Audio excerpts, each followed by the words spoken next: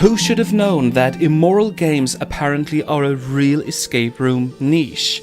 So far in Prague, we've helped a convicted criminal escape God's punishment. We've adopted the roles of thieves, and now this. In the Christopher Columbus escape room, you're not assuming the role of the titular character, Captain Christopher Columbus himself. Instead, you take up the role as spies for the Spanish royal court. You have to sneak aboard Columbus's ship and report back to King Ferdinand and Queen Isabella about Columbus's whereabouts and his discoveries. Why exactly you have to do this, and why you have only 60 minutes to set sail and go across the ocean to America and back again, that's never revealed. But that's the somewhat illogical setup to this immoral escape room. Christopher Columbus is hosted by Runaway Escape Rooms, the same company that's also behind the Gulliver's Travel escape game. You might think that it would be perfect to bring children along to these kinds of themes, but you need to think again. Neither Gulliver's Travel nor Christopher Columbus are family-friendly rooms. Christopher Columbus is laid out inside 3 cellar rooms which are damp, mouldy and downright dirty. You could argue that this condition fits the natural settings. After all, you will be presented with a harbour, a cabin on a ship and the American wilderness. But at the end of the day, you won't feel the windy weather and the salty spindrift from the 7 seas. You will feel like you've helped clean out and clean up the deserted and derelict estate of your senile Aunt Celia. It's stuffy, it's mouldy, and it's filthy. The set decoration itself is poorly devised. The number one decoration tool seems to have been painting the concrete walls with, for instance, a view of the sky and the sea when you stand on the harbour.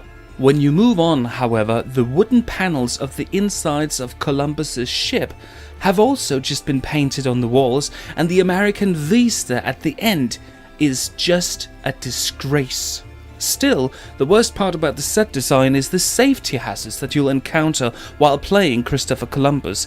There are several heavy wooden logs that could potentially fall down on your head. In the cabin area, you also have to open up a huge and heavy hatch to a secret storage room beneath deck. However, this trapdoor is so heavy that it could easily injure you, and you also have to make sure that you close it again, since the lights inside the room will automatically switch off, creating another risk that you might just fall down the hatch and hurt yourself badly. The puzzles in Christopher Columbus have some variation to them, and some of the better ones involved turning on some special lights and using the zodiac signs. However, in general, the gameplay is tough to a degree where the game ceases to be fun and playful. We had to be guided through almost the entire game and ended up feeling like pawns controlled by the game master. That we ended up solving all of the puzzles and completing the game in time is certainly his achievement, not ours. There are both find the needle in the haystack puzzles and downright inconsistent puzzles, both of which feel like they've been put into the game just to make it more difficult, more of a chore. For instance, you have to put 30 pieces of rope into a certain order to decipher their meaning. There's another puzzle in connection with the hammock on the prairie that requires especially trained eagle eyes. You also have to search an Indian teepee for clues that have to be used to unlock one of the many modern padlocks. One of the more creative puzzles involves small bags of different spices that you have to feel and smell, which is always good fun.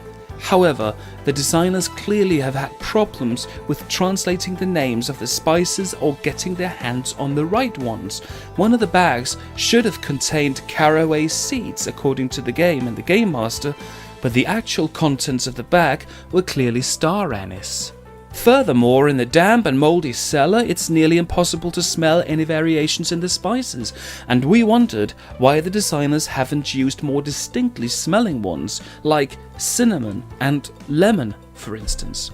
Worse still is one particular puzzle that requires you to have collected a number of small wheels covered with strange signs and numbers. These wheels have to be lined up in a specific order and turned meticulously around so you can decipher them properly. It might be difficult to imagine, but there are literally hundreds of ways to read these wheels, and we'd like to see the person who can do this on his or her own without interference from the game master in less than 5 minutes.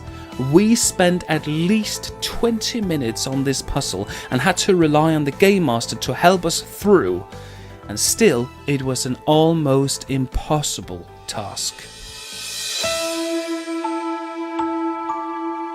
It's strange, but actually our game master was the best thing about the Christopher Columbus escape room. He was kind and he was understanding when we spoke to him about our frustrations after the game. During the game, however, the language barrier was evident and his English skills were put to the test. You communicate via walkie-talkie, which didn't make it any better since he clearly hadn't adjusted the volume or didn't know how to speak into it in a proper way. Distortion is a very mild description of the sound quality. It was nearly impossible to hear or understand what he was saying, which just meant that the clues and hints we were given were a puzzle in and of themselves. And then there's the whole concept of using modern walkie-talkies in a Christopher Columbus theme room. It just doesn't add up. However, as a game master, he was alert and kept a firm eye on the time, which he reported to us occasionally, since there isn't any clock or countdown timer in this room. We were asked to pay up front before playing the game, which is not the regular way of doing business, neither in the world of escape rooms. Here at Runaway Escape Rooms, it's required because you would probably object to any kind of payment whatsoever after playing the room. So, just to summarize, when the Christopher Columbus escape room is best, it's mediocre. When it's worst, it's a biohazard of mold and damp, with several safety risks built into the decoration as well. The puzzles are deliberately frustrating and difficult, and once again the English language is a problem. It's not a room for children, nor families, nor anybody else actually. Instead, think of the company name one more time and enjoy the irony. Runaway Escape Rooms.